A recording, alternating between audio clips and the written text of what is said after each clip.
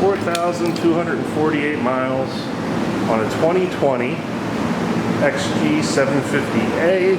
This is the street rod version of the street.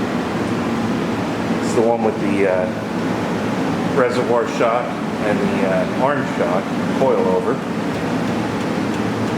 It's in really nice condition. Almost all stock. They did add an LED headlight to it.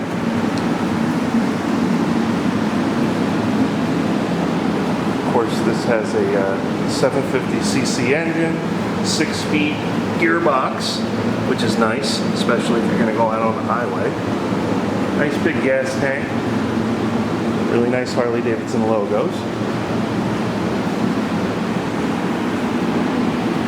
And it's got the unique rear view mirrors on the ends of the bars. So if you're interested, come on in, check it out, take a test drive.